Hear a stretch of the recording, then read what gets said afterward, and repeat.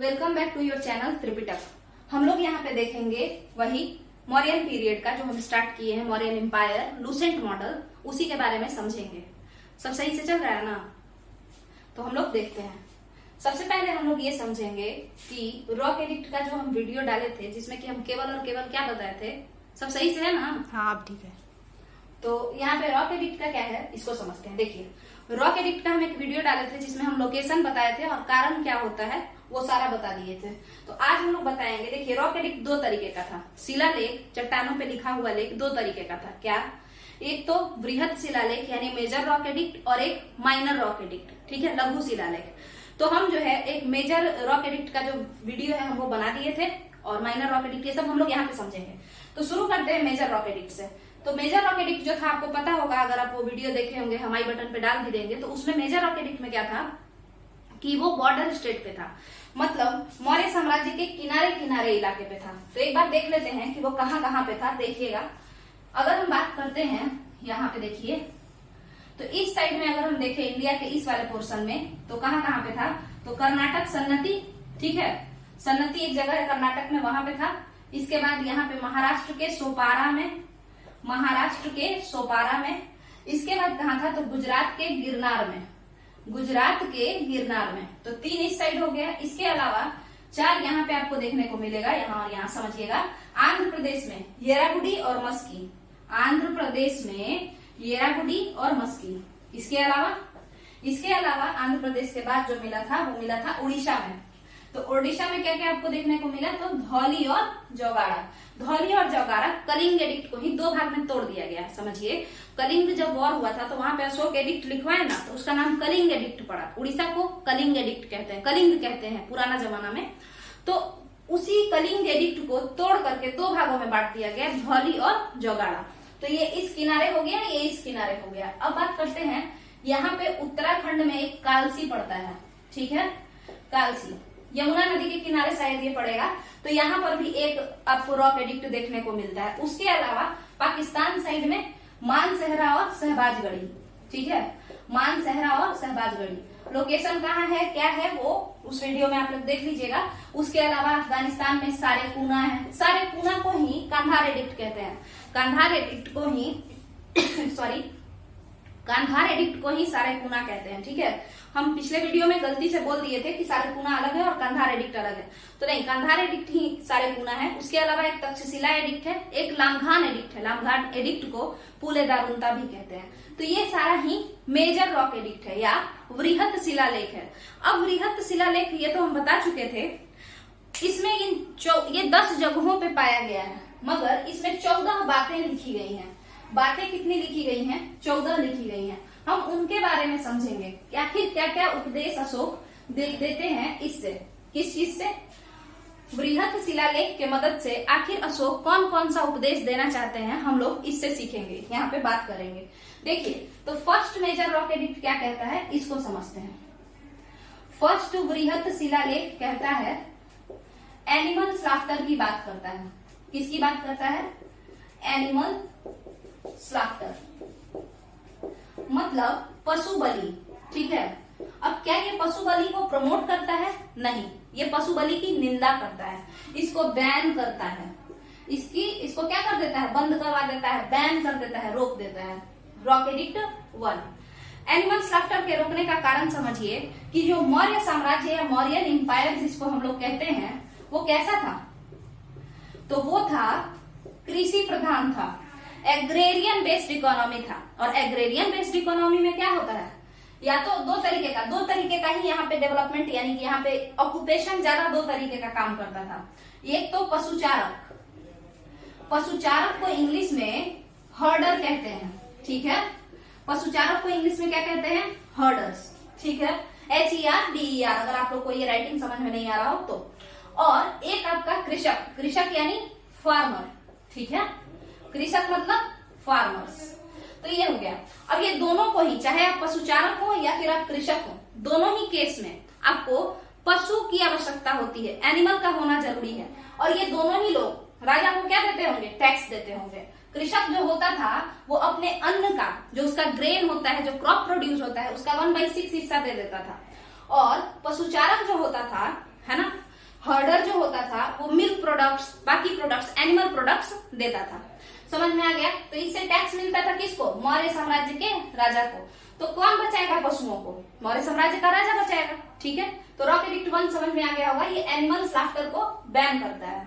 अब बात करते हैं रॉक एडिक्ट 2 के बारे में। यहाँ पे नीचे समझ लेते हैं, देखिएगा। सेकेंड रॉक एडिक्ट क्या कहता है, इसको समझते हैं। ये कहता है कि हम पब्लिक वर्क डिपार्टमेंट जैसा काम करेंगे। क्या? समझिए, पब्लिक के लिए रोड बनाएंगे। कहता है कि हम पब्लिक के लिए क्या बनाएंगे? रोड बनाएंगे। और क्या बनाएंगे? हॉस्पिटल बनाएंगे। और क्या बनाएंगे? सराय बनाएंगे।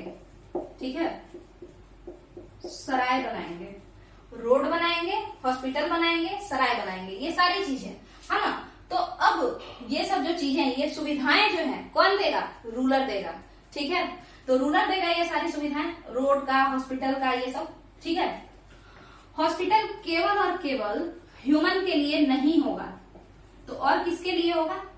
हॉस्पिटल केवल और केवल, लाइट चला गया है, हॉस्पिटल केवल और केवल ह्यूमन के लिए नहीं होगा, यहाँ पे एनिमल के लिए भी हॉस्पिटल होगा। अब आप लोग ये समझ जाइए कि रोड पे एनिमल के लिए हॉस्पिटल है, इसका मतलब है कि पशु यानी कि जानवर लोग जो है, एनिमल, ये रोड पे घूमते फिरते रहते होंगे अपने मालिक के साथ, तभी तो रोड के किनारे हॉस्पिटल बनाना पड़ा होगा। समझ में आया होगा आपको? ठीक है, तो हॉर्डर्स का काफी खास ख्याल रखा जाता था। आपको बता दें कि अशोक के दादाजी यानी कि चंद्रगुप्त मौर्य, उन्होंने भी एनिमल के लिए कुछ व्यवस्था किया था। उसके लिए थोड़ा सा आप समझ लीजिए। आपको पता है मेगास्थनीज के बारे में?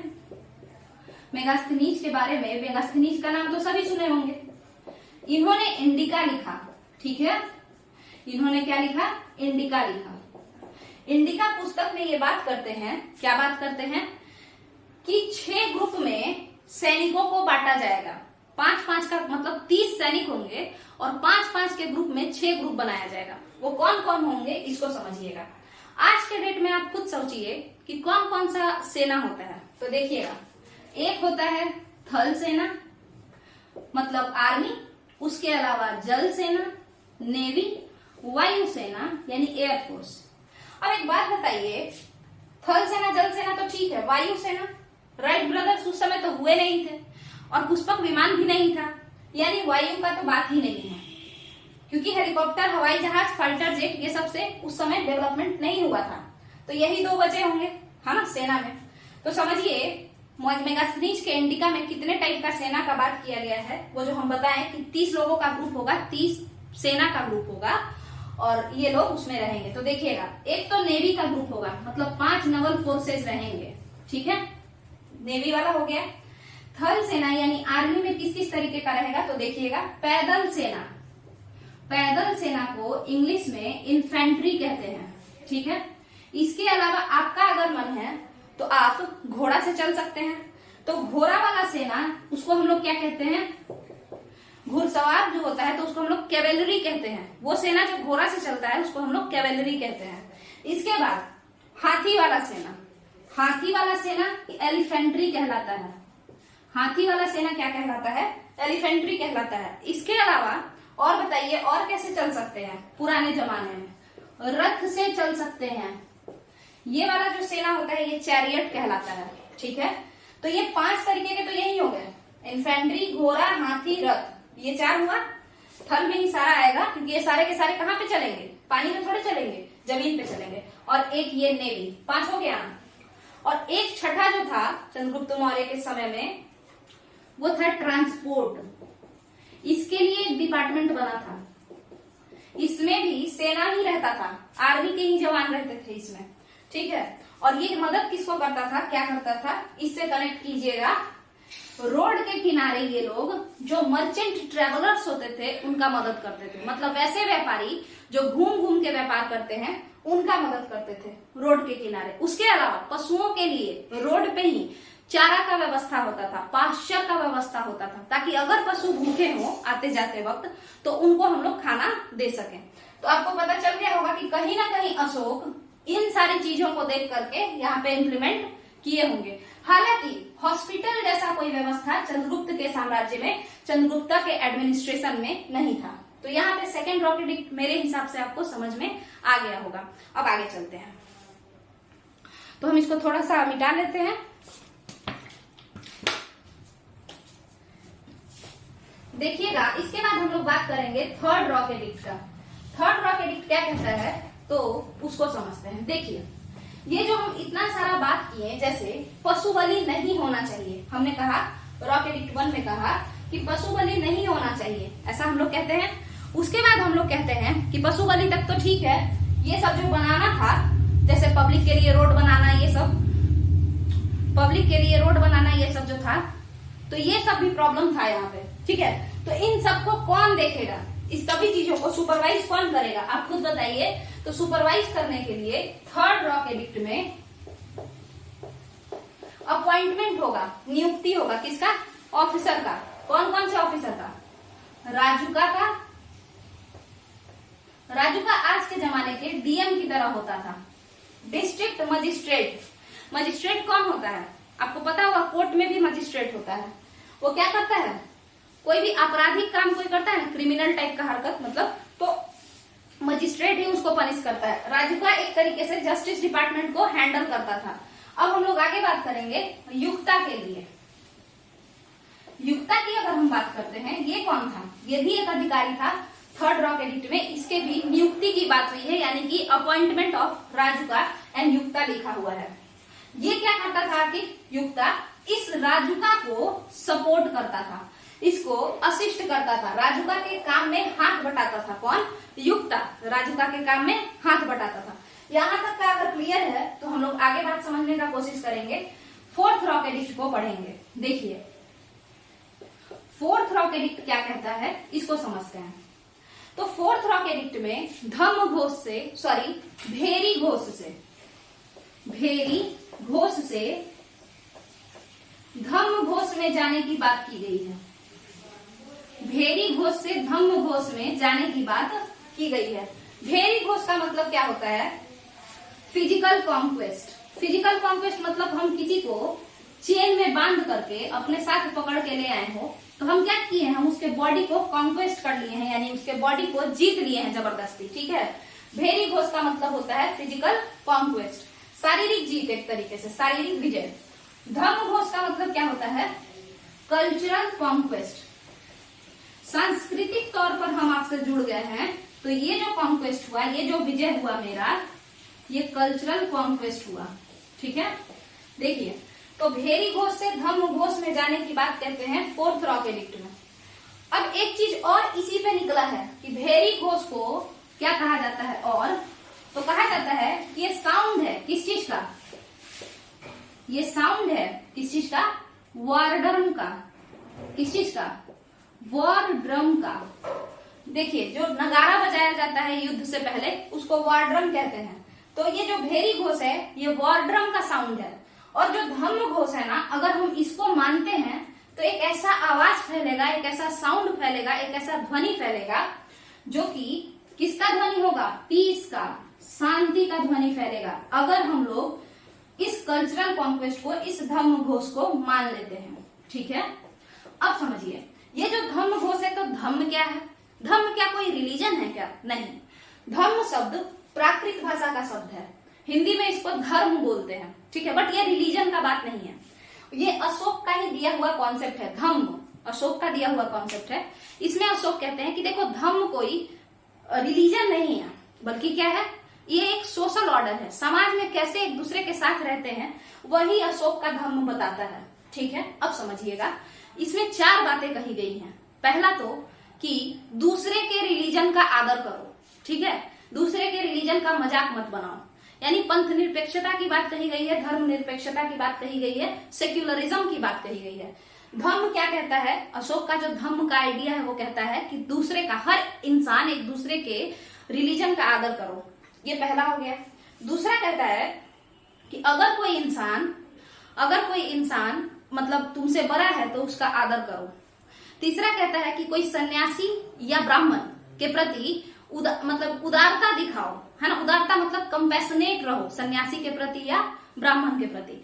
इसके बाद कहता है कि अगर तुम किसी को जॉब पे रखे हो, जैसे दासी हो तुम्हारी या दास हो, और तो इन सभी लोगों को, सेवकों को, दासों को कंपैशन की तरह, मतलब उसको भी उदार, उसके प्रति उदार रहो, यही कहता है। ठीक है, तो ये 4 बातें हो गए। धम्म का जो आइडिया है उसमें यही मेन 4 बात है। धम्म कोई रिलीजन नहीं है। तो ये 4th रॉक एडिक्ट आपको समझ में आ गया होगा। अब हम बात करते हैं 5th रॉक एडिक्ट के बारे में। अगर हम 5th रॉक एडिक्ट को देखते हैं तो उसमें क्या खास बात है, इसको समझिएगा। आप खुद बताइए कितने लोग इस बात को मान लेते हैं कि हम धर्म का पालन करेंगे, हम बड़ों का आदर करेंगे, अपने सर्वेंट्स को टॉर्चर नहीं करेंगे। ये सब बहुत कम लोग मानेगा। तो इसीलिए 5th रॉक एडिक्ट में अशोक कहते हैं कि हम एक धम्म महामात्र की नियुक्ति करेंगे, मतलब अपॉइंट करेंगे एक ऑफिसर जो धम्म महामात्र कहे जाएंगे। आखिर ये धम्म महामात्र क्या करेंगे, आप बताइए। धम्म महामात्र इस सभी चीजों को, इसको मतलब धर्म घोष का पालन करवाएंगे। जो भी इंसान धर्म के राह पर नहीं चलेगा, मतलब किसी को टॉर्चर करता फिरेगा इस तरीके का, है ना, उसको ये पनिश करेंगे। कौन? धम्म महामात्र। तो यहाँ पे अपॉइंटमेंट होगा किसका? धम्म महामात्र का, नियुक्ति होगा। ठीक है, धम्म महामात्र का।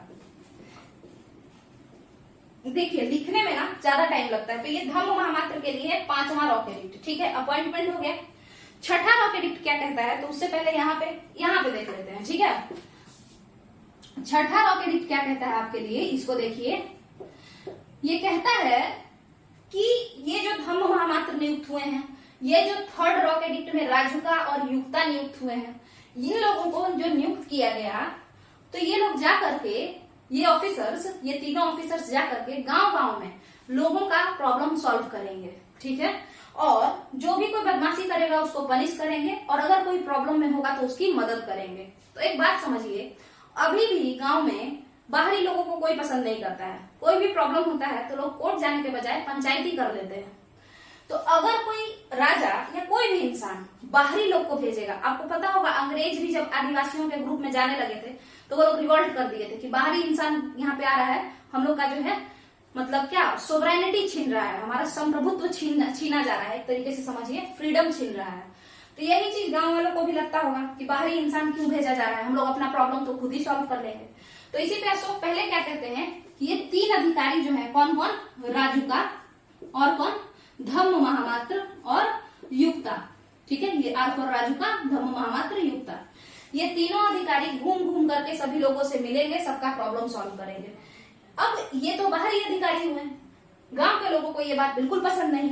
तो इसीलिए अशोक जल्दी से, ताकि रिवॉल्ट ना हो, इसीलिए जल्दी से अशोक क्या किए कि बोले एक कॉन्सेप्ट दे दिए। देखिएगा ये कॉन्सेप्ट क्या है। अशोक प्राकृत में कहते हैं, इसी में लिखा हुआ है कि सोए मुनि से पजामा। ठीक है, अब ये जो सेंटेंस है ना, आप इसका जो मतलब इसका जो वर्ड मीनिंग है ना, वो आप एक बार नेट पे सर्च कर लीजिएगा। बट यही लिखा हुआ है, सोए मुनि से पजामा। इसमें क्या होता है, इसका मतलब है कि सारे मनुष्य मेरे संतान हैं। ठीक है, जो भी मेरा सब्जेक्ट है, मतलब जो भी मौर्य साम्राज्य के अंदर रहते हैं, वो सारे मेरे संतान हैं। मतलब क्या सिर्फ मनुष्य नहीं, आप एनसीईआरटी जब पढ़ेंगे ना तो उसमें यहाँ तक कि जो पशु है उसके बारे में भी कहता है कि ये भी मेरे ही संतान है। ठीक है, ऐसा अशोक का ये था। तो यहाँ पे है सोए मुनि से पजामा। तो इससे अशोक रिवॉल्ट को रोकते हैं। ये से पहले कहते हैं 6ठे रॉक एडिक्ट में कि ये तीनों जाएगा, तुम लोग का प्रॉब्लम सॉल्व करेगा और पनिश भी करेगा अगर गलती करोगे तो। बट हो जाता दंगा, तो इसीलिए कहते हैं कि भाई सोए मुनि से पजामा, सब लोग मेरे ही हैं। तो इससे परेशान नहीं होना है कि कोई बाहरी आया है, तुम लोग सारे मेरे संतान हो। तो पापा लोग क्या करते हैं, मतलब मान के चलिए कि प्रोटेक्ट तो करेंगे ही करेंगे, बट अगर कोई गलती करेगा तो फिर उसके साथ क्या करेंगे, उसको पनिश भी करेंगे।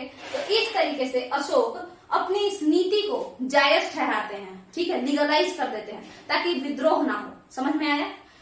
अब ये जो सेंटेंस है कि प्रजा मेरी ही संतान है, मतलब मेरा जो सब्जेक्ट है वो सब मेरा चाइल्ड है, अगर ऐसा कोई कहता है तो इस टाइप के राजतंत्र को, इस टाइप के मोनार्की को पेटर्नल मोनार्की कहते हैं। पेटर्नल मोनार्की मतलब पैतृक राजतंत्र। ये जो अवधारणा है राजतंत्र का, ये जो कॉन्सेप्ट है मोनार्की का, इसको पैतृक राजतंत्र कहते हैं। ठीक है, यहाँ पे आपको समझ में शायद आ गया होगा। तो छठे रॉक एडिक्ट से ये बात आपको पता चला। सेवेंथ रॉक एडिक्ट क्या कहता है यहाँ समझते हैं, देखिएगा।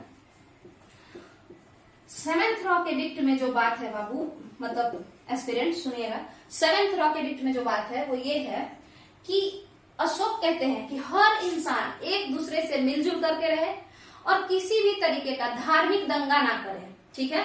हर एक दूसरे सेक्ट का लोग आदर करें, ठीक है। तो इस तरीके से हम लोग समझ लेते हैं, कि कहीं ना कहीं यहाँ पे अशोक किसकी बात कर रहे हैं, पंथ निरपेक्ष होने की बात कर रहे हैं, यानी सेक्युलरिज्म की बात कर रहे हैं, ठीक है। यहां तक का क्लियर है, सेक्युलरिज्म। अब आपको बता दें कि जो सबसे बड़ा एडिक्ट है ना, जो सबसे बड़ा, सबसे ज्यादा जिसमें लिखा हुआ है वो सेवेंथ रॉक एडिक्ट है, पंथ निरपेक्षता की बात। आज के डेट में धर्म को आपस में जोड़ने के लिए कोई नहीं समझा पाया है ना, बहुत समझाना पड़ता है। तो जब ये लिखवाए होंगे तो इनको भी तो काफी समझाना पड़ा होगा कि देखिए बहुत फायदा है, आपस में मिलजुल के रहिए। तो ये जो अभिलेख था ये बड़ा हो गया, लंबा चौड़ा हो गया। तो सबसे बड़ा अभिलेख जो है अशोक का अभिलेख सेवेंथ रॉक एडिक्ट है। आगे चलते हैं एट्थ रॉक एडिक्ट पे। अब सेवेंथ रॉक एडिक्ट को कैसे याद रखा जाए भाई, तो 7 7, हिंदी में 7 कहेंगे तो 7 मतलब साथ साथ रहो, 7 से साथ साथ रहो, तो पंथ निरपेक्ष। और 7 में ऐसी आता है, सेक्युलरिज्म में ऐसी आता है। एट्थ रॉक एडिक्ट को कैसे याद करना है और क्या इसमें बात है इसको समझते हैं, देखिएगा। ये है एट्थ रॉक एडिक्ट। 8वां बृहद शिलालेख ये कहता है कि अशोक अपने शासन के 8वें साल, जब उनका शासन मतलब जब वो गद्दी पे बैठे, जब उनका कोरोनेशन हुआ, तो उसके 8वें साल वो कलिंग से झगड़ा किए और काफी दंगा फसाद मचाए, 1 लाख लोगों को मार दिए, ठीक है। तो अब अशोक को बहुत ज्यादा क्या हुआ, रिग्रेट हुआ, और अशोक सीधे सीधे क्या हो गए, शांत इंसान बन गए, ठीक है।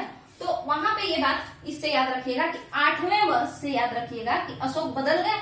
तो एट्थ रॉक एडिक्ट में अशोक घूमने चले गए, कहाँ चले गए, धम्म यात्रा करने चले गए। धम्म यात्रा में अशोक ने क्या किया, धम्म यात्रा में अपने, अच्छा ये क्वेश्चन जो है बीपीएससी में पूछा हुआ है, ध्यान से देखिएगा। धम्म यात्रा में अशोक अपने कहाँ गए, 10वें वर्ष, अपने शासन के 10वें वर्ष 10वें वर्ष बोध गया गए। एक बात समझिए, कभी भी हम लोग कहीं घूमने जाते हैं तो पहले नजदीक के जगह पे जाते हैं, उसके बाद बहुत मतलब बाकी जगहों पे जाते हैं। तो 10वें वर्ष बोध गया गए, 10वें वर्ष मतलब जब वो शासन करना शुरू किए उसके 10 साल बाद बोध गया घूमने चले गए, ठीक है, धम्म यात्रा पे। उसके बाद फिर वो कहाँ गए, 20वें वर्ष लुम्बिनी गए, ठीक है। और 12वें वर्ष मतलब 10वें वर्ष बोध गया गए, उसके 2 साल बाद निगलिसावा गए। निगलिसावा लुम्बिनी के पास ही एक जगह है, वहां पे अशोक एक मूर्ति भी बनवाए बुद्ध कोनक मना का, ठीक है। बुद्ध कोनक मना मतलब बुद्ध भगवान का ही एक फॉर्म, तो उसका मूर्ति भी बनवाए थे। तो 20वें वर्ष वो कहाँ गए, लुम्बिनी। अब ये लुम्बिनी जो है इसको अभी आज के डेट में रुमेनेदेई कहा जाता है। क्या कहा जाता है, रुमेनेदेई, RUMMINIDEI। तो इसको लुम्बिनी को रुमेनेदेई कहा जाता है। तो लुम्बिनी में जब अशोक गए, अशोक को पता चला कि भगवान बुद्ध का जन्म यहीं पे हुआ था, तो अशोक ने कहा कि ठीक है, हम भगवान बुद्ध की याद में लुम्बिनी में रहने वाले लोगों से टैक्स का 1/8 हिस्सा ही लेंगे। तो आप कहेंगे कि बाकी लोगों से टैक्स कितना लेते थे, तो बाकी लोगों से जितना भी क्रॉप होता था उसका 1/6 हिस्सा, यानी 100 रुपया में 16 रुपया लिया जाता था। मगर महात्मा बुद्ध की याद में अशोक ने लुम्बिनी के लोगों को कहा कि आप 16 रुपया की जगह 12 रुपया ही दीजिएगा, 12.5 रुपया ही दीजिएगा, यानी लुम्बिनी में 1/8 हिस्सा ही टैक्स पड़ा, ठीक है। तो अब ये जो लुम्बिनी का अभिलेख है, रुमेनेदेई इंस्क्रिप्शन जो है, ये क्या है, कॉमेमोरेटिव पिलर है या कॉमेमोरेटिव इंस्क्रिप्शन है। अब आप लोग कहेंगे कॉमेमोरेटिव इंस्क्रिप्शन क्या होता है, मतलब किसी के स्मृति में, किसी के याद में जो अभिलेख बनाया जाता है उसी को हम लोग कॉमेमोरेटिव इंस्क्रिप्शन कहते हैं। आप देखते होंगे अटल बिहारी वाजपेयी इन लोगों के लिए कॉमेमोरेटिव क्वाइन बनाया जाता है, स्मृति सिक्का बनाया जाता है। ठीक है, उसी तरीके से तो अशोक ने यहाँ पे बुद्ध के जन्म होने के कारण यहाँ के लोगों को कहा कि कम टैक्स दे दीजिएगा, क्योंकि अशोक बुद्धिज्म को मानते थे। आपको पता होगा कि अशोक जब कलिंग वॉर कर लिए, उसके बाद एक छोटे बच्चे 7 साल के बच्चे निग्रोध से मिले। निग्रोध कौन थे? एक बौद्ध भिक्षु थे। तो उनको देख के वो काफी प्रभावित हुए कि ये बच्चा कितना शांत है, कितना खुश है, कितना सेटिस्फाइड है ना। और उसके बाद फिर जब वो उपगुप्त से मिले जो कि उनके गुरु हुए, तो उनसे मिलने के बाद तो पूरा का पूरा बुद्धिज्म में कन्वर्ट हो गया अशोक। ठीक है, ये बात कहाँ लिखा हुआ है? भाबरू गैरात एक हिल है, आपका राजस्थान में पड़ता है, वहीं पे लिखा हुआ है। तो 8th रॉक एडिक्ट आपको समझ में आ गया होगा। अब आगे समझते हैं 9th रॉक एडिक्ट के बारे में। देखिए 9th रॉक एडिक्ट क्या कहता है। 9th रॉक एडिक्ट ये कहता है 9, 10 और 11 तीनों में लगभग सेम ही बात है, जरा ध्यान से देखिएगा। 9th रॉक एडिक्ट ये कहता है कि देखिए आडंबर जो है ना, जो धार्मिक आडंबर है उसको खत्म कीजिए। ठीक है, जो धार्मिक आडंबर है ना उसको खत्म कीजिए। मतलब अकल्ट प्रैक्टिसेस जो होता है, जो फालतू में ऐसे ही ढोंग जो होता है, जिसको सीधे समझिए अकल्ट प्रैक्टिस नहीं, ढोंग को खत्म कीजिए। असली में धर्म का पालन क्या है? लोगों का मदद कीजिए, आपस में मिलजुल के रहिए, वो सबको फॉलो कीजिए। 9th रॉक एडिक्ट आडंबर को बैन करता है, बृहद शिलालेख 9। 10th रॉक एडिक्ट धम्म का अप्रेज करता है। धम्म को अप्रेज करना मतलब धम्म की प्रशंसा करता है, धम्म की नीतियों को की प्रशंसा करता है। ठीक है, इसीलिए आगे समझते हैं 11th रॉक एडिक्ट के बारे में। तो ये भी बताता है कि धम्म का पालन अगर कोई करेगा, धम्म का ये क्या करता है? अप्रेजल ऑफ धम्मा, मतलब धम्म की प्रशंसा करता है। ठीक है, मगर ये क्या कहता है कि अगर कोई 11th रॉक एडिक्ट कि अगर कोई धम्म का पालन करेगा तो उसको क्या क्या फायदा होगा। ठीक है, तो ये फायदा बताता है धम्म का 11th rock edict. 12th rock edict क्या कहता है, इसको समझते हैं। तो 2 ही 3 बचा है तो हम बता ही देते हैं यहीं पे। ठीक है, देखिए 12th रॉक एडिक्ट स्त्री महामात्य की चर्चा करता है। अब ये स्त्री महामात्य के अपॉइंटमेंट की चर्चा करता है। इससे पता चलता है कि अशोक के समय में स्त्रियों की रक्षा के लिए अलग से एक स्त्री ऑफिसर बनाई जाती थी। जिस तरीके से धम्म महामात्य था 5 में, रॉक एडिक्ट 5 में, है ना, उसी तरीके से रॉक एडिक्ट 12 में स्त्री महामात्य की चर्चा है। अगर आप स्त्री महामात्य की बात करेंगे तो फिर से चंद्रगुप्त मौर्य पे जाइए, आप देखे होंगे अर्थशास्त्र में स्त्री अध्यक्ष की चर्चा है, जो स्त्री के मतलब क्या, लड़कियों के रक्षा के लिए एक अलग से किसी लड़की को ही हेड बनाया गया था, उसके एक डिपार्टमेंट बनाया गया था। ठीक है, तो 12th रॉक एडिक्ट क्या कहता है? स्त्री महामात्य की चर्चा करता है। ठीक है, अब बात करते हैं हम लोग स्त्री महामात्य के बाद 13th रॉक एडिक्ट के बारे में। क्योंकि 13th रॉक एडिक्ट में काफी कुछ समझाना है, तो हम लोग पहले 14th रॉक एडिक्ट देख लेते हैं। 14th रॉक एडिक्ट में जितना भी ये सारा बात है ना, जितना भी ये पूरे सारे के सारे रॉक एडिक्ट का, वो सब एक जगह 14th रॉक एडिक्ट में, यानी अंतिमवा रॉक एडिक्ट में लिख दिया गया है। ठीक है, अब उसमें जितना भी है ये सब छोटा छोटा करके 14th रॉक एडिक्ट में लिख दिया गया है। आपको पता है यही चीज अलग से लिखा गया है कि सन्नति में जितने भी रॉक एडिक्ट हैं वो सारे सन्नति कर्नाटका में उनका क्रक्स मिल जाएगा आपको। मतलब सन्नति कर्नाटका अगर आप घूमने चले जाते हैं तो वहां पे आप जितना भी पढ़िएगा ना, बाकी सारे जगह का आपको वहां पे सार मिल जाएगा। तो इससे पता चलता है कि यानी 14th रॉक एडिक्ट कर्नाटक में ही होगा। ठीक है, आगे समझते हैं। तो 14th रॉक एडिक्ट जो है उसमें इन सभी के बारे में लिखा हुआ है। ठीक है, सारे लोगों के बारे में, ये 1 to 13 के बारे में छोटा करके important point 14th rock edict में कंक्लूड कर दिया गया है। ठीक है, समराइज कर दिया गया है। अब आगे समझते हैं। अब बचा एक 13th रॉक एडिक्ट जो कि काफी इंपॉर्टेंट है क्योंकि वो कलिंग से रिलेटेड है। और कलिंग क्या है? अशोक का जो जीवन बदल दिया वो वॉर कलिंग है। तो यहाँ पे समझना पड़ेगा अच्छे से।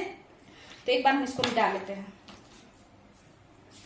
13th रॉक एडिक्ट में अब हम लोग देखेंगे और समझने का कोशिश करेंगे। ठीक है, तो देखिए समझते हैं कि जो 13th रॉक एडिक्ट है, तो हम बताएं कि ये कलिंग रॉक एडिक्ट है, मगर पहले ये अकेले लिखा हुआ था और इसमें कुछ बात था। क्या था?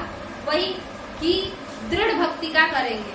मतलब जो राजा है ना, उसका जो भी जनता होगा ना, वो सब राजा के लिए दृढ़ भक्ति का करेगा। दृढ़ भक्ति का मतलब हाईली डिवोटेड रहेगा। समझ में आया? मतलब एकदम बहुत ज्यादा लॉयल रहेगा राजा के प्रति। ठीक है, दृढ़ भक्ति का इसमें लिखा हुआ था। अब ये जो टर्म है दृढ़ भक्ति का, भक्ति किसकी करते हैं बताइएगा?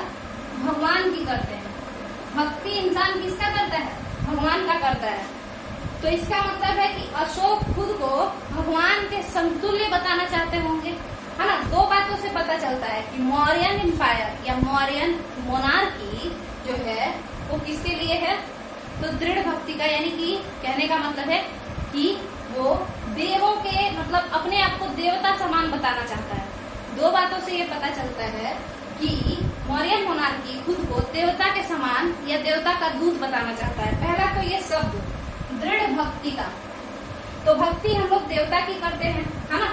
तो यहाँ पे इससे पता चलता है कि जो मौर्यन मोनार्की है ये डिवाइन कॉन्सेप्ट ऑफ मोनार्की को मानता है।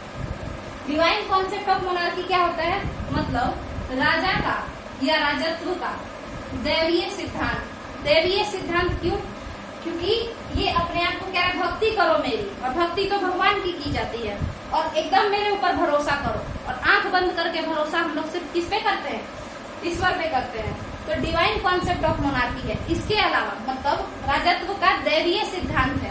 राजा खुद को देवता के समान बता रहा है या देवता का भेजा हुआ दूत बता रहा है। इसको और समझते हैं। आप देखे होंगे कि अशोक जहाँ कहीं भी कई सारे जगहों में अभिलेखों में अपना नाम लिखवाते हैं देवनम प्रिय, मतलब देवों के प्रिय। देवनम प्रिय मतलब क्या होता है? देवों के प्रिय, है ना। अब आखिर ये डिवाइन कॉन्सेप्ट ऑफ मोनार्की क्यों, रूलर क्यों ऐसा कहते थे कि हम देवता के समान हैं या देवताओं के प्रिय हैं? देखिए इससे क्या होता है कि एक एग्जाम्पल से समझिए। अगर हम रिलीजन के नाम पर किसी को कहें, मान के चलिए हम किसी को ऐसे ही कहें कि ये जाओ कुआं में कूद जाओ, वो नहीं कूदेगा। और हम कहेंगे कि ईश्वर का आदेश है और हम ईश्वर के भेजे हुए इंसान हैं, हम ईश्वर के सबसे करीबी इंसान हैं, और हम ऐसा चाहते हैं कि तुम कुआं में कूद जाओ क्योंकि ईश्वर ऐसा चाहते हैं, वो हमसे बताएं, तो इंसान सच में कूद जाएगा। तो राजा अगर कोई काम करेगा, राजा अगर कोई डिसीजन लेता है और उस डिसीजन से जनता नाराज है, वो डिसीजन जनता को उतना अच्छा नहीं लग रहा है, मगर वो कह देगा ऐसा कि हम तो भगवान के दूत हैं, हम गलत थोड़ी बोल रहे हैं, मेरे बात पे भरोसा करो, तो जो जनता है वो सही में भरोसा कर लेगी, ठीक है। और इससे विद्रोह नहीं होगा, शांति मेंटेन रहेगा, ठीक है। तो इसीलिए देवनम प्रिय डिवाइन कॉन्सेप्ट ऑफ मोनार्की, दृढ़ भक्ति का। रॉक एडिक्ट 13 यही कहता है। रॉक एडिक्ट 14 के बारे में बता दिए। अब रॉक एडिक्ट 13 को दो अलग अलग भागों में तोड़ दिया गया, एक को जोगाड़ा में, एक को धौली में, दोनों उड़ीसा में ही है, कलिंग में ही, ठीक है। तो इस तरीके से आपका जो है रॉक एडिक्ट कंप्लीट होता है। 14th मेजर रॉक एडिक्ट जो था 14 बृहद शिलालेख अशोक का, ये कंप्लीट होता है। अब हम लोग देखेंगे माइनर रॉक एडिक्ट, तो इसको समझते हैं। माइनर रॉक एडिक्ट को समझने के लिए आप लोग को क्या करना है, समझना है। एक मिनट देखिए, माइनर रॉक एडिक्ट में क्या क्या है तो सुनिएगा। एक ट्रिक है। सबसे पहले जो माइनर रॉक एडिक्ट है वो कहाँ कहाँ तक होगा, तो आंध्र प्रदेश इधर, कर्नाटक इधर, यही तो लास्ट बॉर्डर था, मतलब मौर्यों का लास्ट बॉर्डर तो यही था। इसके नीचे का जो हिस्सा है ना, तमिलनाडु वाला क्षेत्र, केरल वाला क्षेत्र, ये सब मौर्य साम्राज्य में कभी नहीं था, ठीक है। तो आंध्र प्रदेश, कर्नाटक ये सब में है। तो यहाँ पे आंध्र प्रदेश हो गया, आंध्र प्रदेश का मस्की, है ना।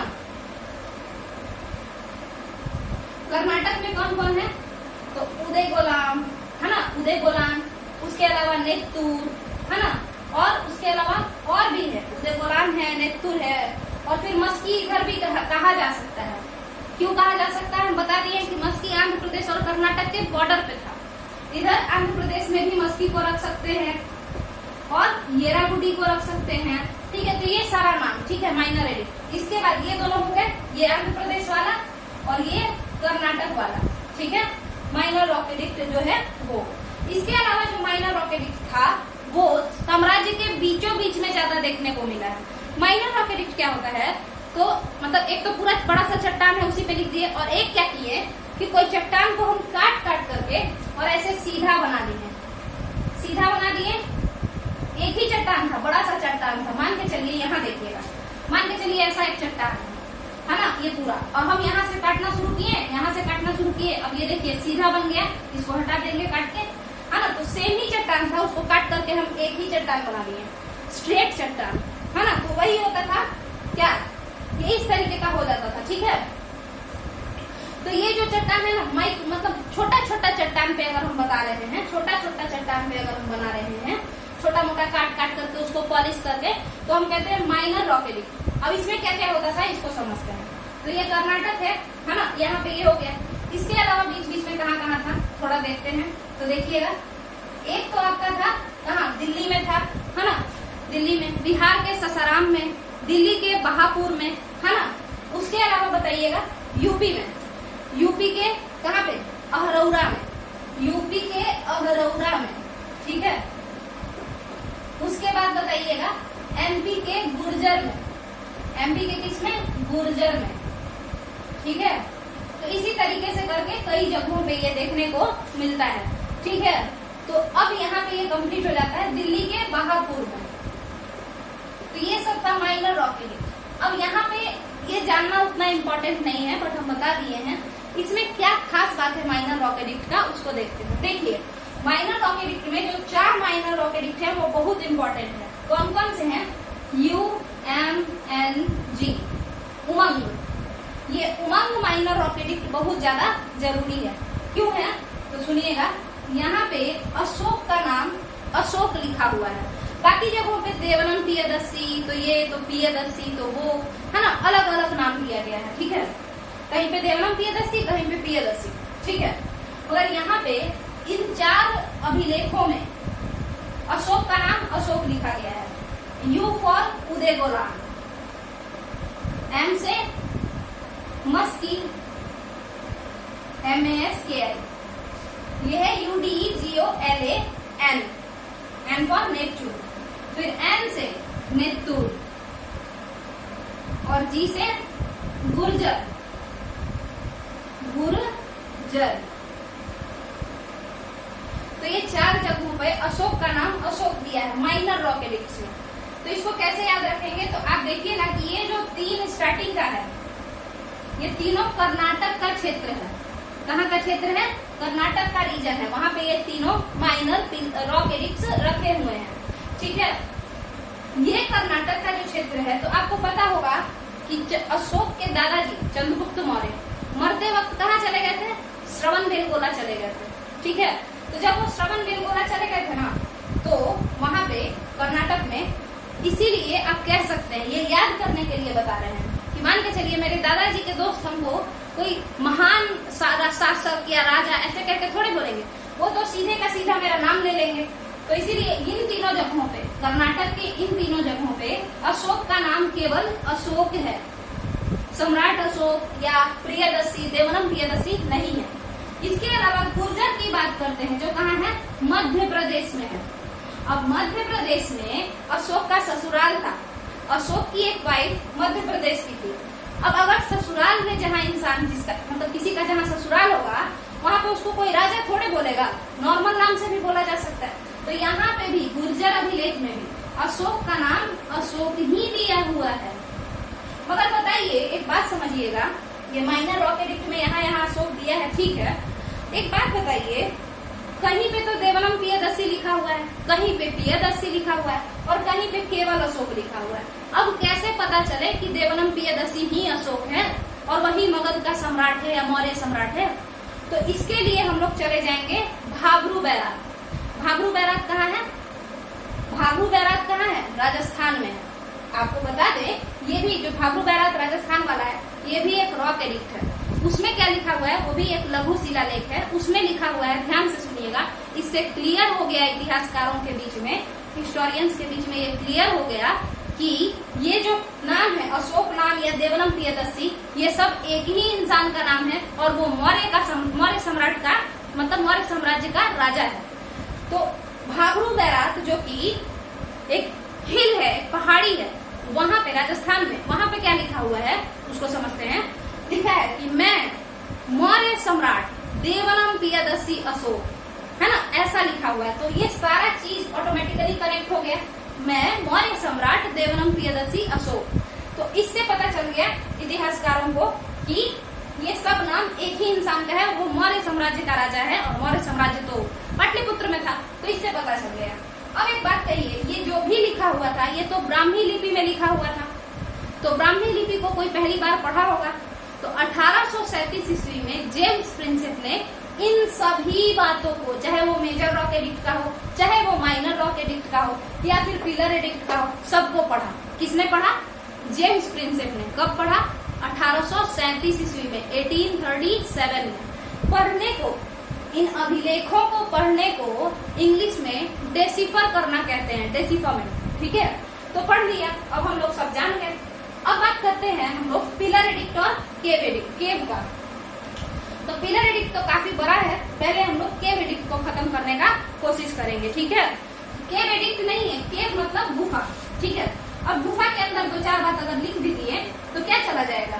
ठीक है, तो हम लोग चलते हैं गुफा को पढ़ते हैं। देखिए, अशोक जो है, उनके पिताजी जो थे यानी कि बिंदुसार, वो आजीवक संप्रदाय को मानते थे। आजीवक संप्रदाय कैसा संप्रदाय था, अगर हम बात कर लेते हैं तो आजीवक संप्रदाय जो था ना, वो नियतिवाद का बिलीव करता था। मतलब आजीवक संप्रदाय के अकॉर्डिंग बाबू, मतलब एस्पिरेंट्स, आजीवक संप्रदाय के अकॉर्डिंग जो काम है ना, वो नियति पे बेस्ड है। कोई भी काम अगर आप चाहेंगे उससे नहीं होगा, नेचर डिसाइड करेगा कि क्या होगा। कर्मवाद नहीं था आजीवक संप्रदाय। और अशोक के पिता बिंदुसार नियतिवाद में बिलीव करते थे, है ना। मतलब क्या मेरे किस्मत में है, देखो क्या होता है, ऐसा माइंडसेट के थे। आजीवक संप्रदाय भी यही कहता है कि जो किस्मत में होगा वही मिलेगा, कर्म से कुछ नहीं होता है।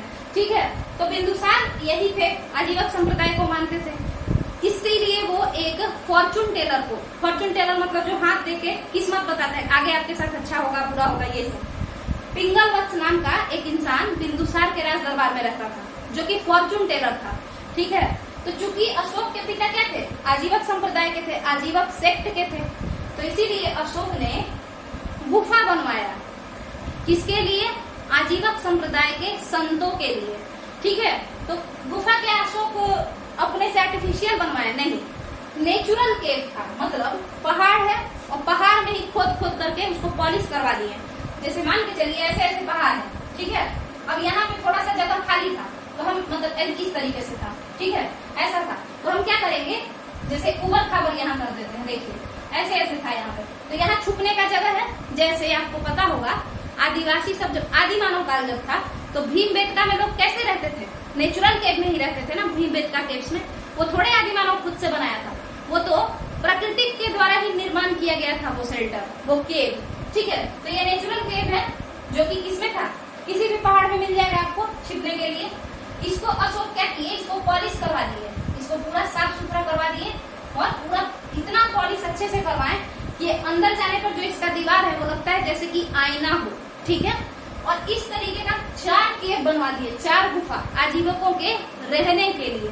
अब समझिएगा, जहाँ पे संत रहते हैं, जहाँ पे भिक्षु रहते हैं, बौद्ध भिक्षु आजीवक वाले लोग, उसे विहार कहते हैं। ठीक है, और जहाँ पे वो प्रेयर करते हैं उसे चैत्य कहते हैं। चैत्य क्या होता है, मतलब जहाँ पे वो वंदना करते हैं अपने ईश्वर की, प्रेयर असेंबली, ये कह लीजिए असेंबली हॉल, उसको चैत्य कहते हैं। और जहाँ पे विश्राम करते हैं, रेस्ट लेते हैं, उसे विहार कहते हैं। ठीक है, तो दोनों ही चीज के लिए ये यूज होता था, ये केव दोनों ही चीज के लिए यूज होता था। तो ये 4 तरीके का था, कभी विहार के तौर पर यूज हो रहा है, कभी चैत्य के तौर पर। ये किसको डेडिकेटेड था? आजीवक संप्रदाय के संतों को। मतलब क्या, अगर बुद्ध के संप्रदाय के मतलब बुद्धिज्म वाले लोग यहाँ जाते तो उनको सब पीट के भगा देता? ऐसी बात नहीं है, आराम कोई भी कर सकता था, बट अशोक मेनली डेडिकेट किए थे आजीविका, जो आजीवक संप्रदाय के लोग थे उनको। अब ये कौन कौन सा था केव, इसको समझते हैं। अशोक जो बनाए थे, एक हिल है गया में, पहले ये गया में था, फिर गया 2 टुकड़ों में बट गया, गया और जहानाबाद। ठीक है, और क्यों गया में ही बनवाए? क्योंकि अशोक कहाँ घूमने गए थे? धम्म यात्रा पे गया ही गए थे ना, बोध गया। ठीक है, तो वहीं पे, तो जहानाबाद में अब वो है एक पहाड़ी है, एक हिल है जिसका नाम है बराबर हिल। बराबर हिल, अशोक के समय में इस हिल को काला टिक्का हिल्स कहते थे। खाला टिक्का हिल्स। तो ये बराबर हिल्स जो कि अब जहानाबाद में है, पहले बोध गया में था या गया में था, इस पे अशोक आजीवक संप्रदाय के संतों के लिए 4 गुफा बनवाते हैं। उन गुफाओं का नाम बहुत इंपॉर्टेंट है, समझिएगा। यहाँ देखते हैं, कर्ण गुफा, ठीक है, चोपड़ा गुफा, विश्व झोपड़ी, कौन सा, विश्व झोपड़ी, एक ही नाम है, ऐसा नहीं कि विश्व अलग झोपड़ी अलग, विश्व झोपड़ी, और सुदामा गुफा। तो ये एक केव हो गया आपका 4। ये अशोक के ये बनवा दिए, ये बनवा दिए, ये बनवा दिए, ये बनवा दिए। इसके बाद अशोक के बेटा दशरथ है, सॉरी पोता, अशोक के पोता दशरथ है, पोता यानी ग्रैंडसन। अशोक के ग्रैंडसन जब दशरथ आए तो उन्होंने क्या किया, इन्हीं बराबर की गुफा में ही एक और, सॉरी बराबर की पहाड़ी में, बराबर हिल्स में एक और गुफा बनवाया, जिसे हम लोग नागा अर्जुनी केव से जानते हैं। कौन से केव से जानते हैं, नागा अर्जुनी केव के नाम से जानते हैं, ठीक है। तो ये 5 ही केव मौर्यन एम्पायर के द्वारा बनवाया गया। ये काफी पॉलिश था, हाईली पॉलिश था, अंदर जाने पर ऐसा लगता है जैसे शीशा का बना हो, ठीक है। अब पिलर एडिक्ट के बारे में समझते हैं, तो देखते हैं पिलर एडिक्ट को। उसके पहले ये मिटाना पड़ेगा हमको।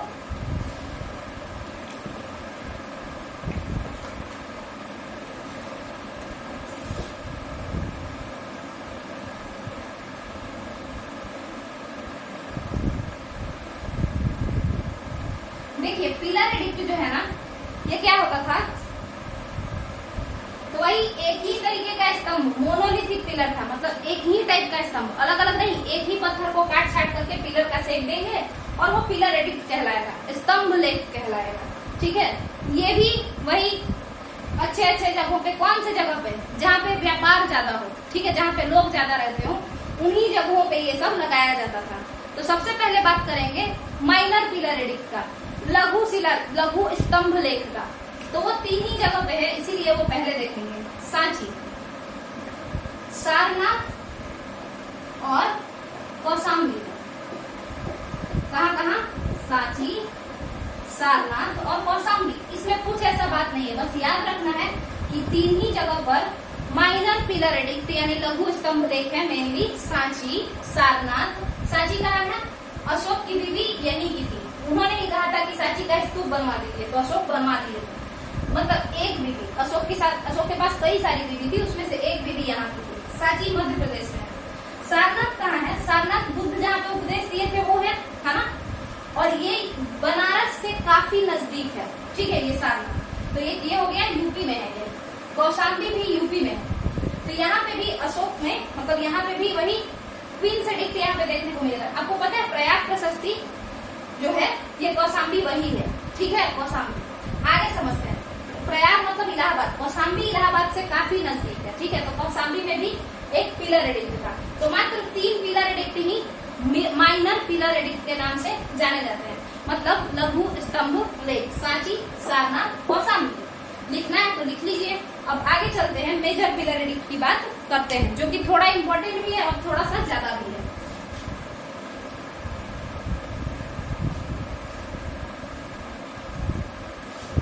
तो मेजर पिलर एडिक्ट में, मेजर पिलर एडिक्ट में माइनर हो गया Sanchi, Sarnath, Kaushambi. Major pillar edict में यानी वृहत स्तंभ लेख में जो है, तो देखते हैं थोड़ा बहुत जो इम्पोर्टेंट है। देखिए यूपी में एक पिलर एडिक्ट था, एक स्तंभ लेख था यूपी में, जिसका नाम था, मतलब मेरठ में था, तो इसको मेरठ स्तंभ लेख कहा गया, ठीक है। अब ये मेरठ से दिल्ली लेकर के भाग गया, कौन, फिरोज शाह तुगलक, तो इसीलिए ये इम्पोर्टेंट हो जाता है। पहले ये मेरठ में था, बट मेरठ से दिल्ली लेकर के कौन भाग गया, फिरोज शाह तुगलक, तुगलक डायनेस्टी वाला फिरोज शाह तुगलक, ठीक है, फिरोज शाह तुगलक, ठीक है। इसके अलावा और क्या है भाई, तो एक था आपका कौशाम्बी में, प्रयाग में या कौशाम्बी में, ठीक है, इसको भी लेकर के भाग गया दिल्ली, कौन, अकबर, ठीक है। अच्छा कहीं कहीं पे अकबर लिखा रहता है, कहीं कहीं पे जहांगीर लिखा रहता है, तो अकबर लेके भाग गया ये वाला, ठीक है। तो यूपी कंप्लीट है ना। इसके बाद अगर हम लोग देखते हैं तो बिहार में जो 3 है ना, वो भी बहुत इंपॉर्टेंट है। बिहार का जो 3 है वो भी बहुत ज्यादा इंपॉर्टेंट है, उसके अलावा कोई खास इंपॉर्टेंट नहीं है। तो हम उन तीनों को देख लेते हैं। देखिएगा, लौरिया, नंदनगढ़, कौन सा गढ़, नंदनगढ़, उसके तो लौरिया नंदनगढ़ के अलावा रामपुरवा और फिर लौरिया अरेराज। कौन सा राज? अरेराज। तो ये 3 ही है। लौरिया नंदनगढ़ की खासियत अगर बता दें तो ये वेस्ट चंपारण में है। अच्छा, पिलर किस तरीके का दिखता है, तो हम एक शॉर्ट बनाए थे, वो शॉर्ट, उसमें क्या क्या होता है उसको हम एक बार यहाँ पे बता देते हैं। देखिएगा, ये आप देख रहे हैं, ये ग्लास है ना, तो पिलर भी एकदम मतलब सर्कुलर शेप का होता है। स्तंभ, ये खंभा है, ठीक है। तो ये जो पिलर है ना, ये खंभा, ये सर्कुलर शेप का, तो इसका जो ये सर्कुलर शेप है ना, ये पूरा है ना, तो इसको हम लोग इस खंभे को कहते हैं क्या? ये वाले को एबेकस कहते हैं, इसको शाफ्ट कहते हैं, ठीक है। इस खंभे को शाफ्ट कहते हैं। इसके ऊपर इस तरीके का कुछ रखा रहता है ग्लास शेप का, उसको हम लोग क्या कहते हैं? एबेकस कहते हैं। एबेकस के चारों तरफ इधर इधर इन चारों तरफ जानवरों की आकृति बनाई जाती है, मतलब एनिमल्स का फिगर बनाया जाता है, ठीक है। आपको बता दें कि जो आपका अशोक स्तंभ है, हमारा नेशनल एम्बलम, उसमें क्या है? भेलपुरी है। कैसे? यहाँ पे बुल का फोटो है, इधर हॉर्स का है, यहाँ एलिफेंट का है और पीछे लायन का है, ठीक है। और इसके ऊपर, इस एबेकस के ऊपर यहाँ पे एक क्राउन एनिमल रखा जाता है, मतलब एक एनिमल, जैसे अशोक स्तंभ में ऊपर में शेर है ना, यहाँ नीचे बुल भी है, हॉर्स भी है, एलिफेंट भी है, लायन भी है, मगर ऊपर में 4 शेर है, ठीक है। तो जो ऊपर का 4 शेर है ना, उसी को हम लोग क्या कहते हैं? क्राउन एनिमल ऑफ अशोक स्तंभ, ठीक है। समझ में आ गया होगा। तो ये क्राउन एनिमल, ये एबेकस और ये शाफ्ट। इसके बाद हम लोग बात करते हैं पिलर में कि लौरिया नंदनगढ़ में क्या है। तो लौरिया नंदनगढ़ कहाँ है? पश्चिमी चंपारण में है। बिहार का एक जिला है पश्चिमी चंपारण या वेस्ट चंपारण, वहीं पर है लौरिया नंदनगढ़। लौरिया नंदनगढ़ का जो क्राउन एनिमल है, जो सबसे ऊपर चढ़ के बैठा है, वो पीकॉक है। वो कौन है? पीकॉक है। अच्छा, मौर्यों की जो मतलब जो नेशनल एनिमल है, मौर्यों का जो स्टेट एनिमल था ना, है ना, वो पीकॉक ही था। इसके बाद बात करते हैं रामपुरवा में। रामपुरवा कहाँ है? ये भी वेस्ट चंपारण में है, पश्चिमी चंपारण में है। और इसके सर पे जो बैठा है वो एनिमल, जिसे क्राउन एनिमल कहेंगे, वो कौन है? बुल है, ठीक है, वो बुल है। और लौरिया अरेराज ये कहाँ है?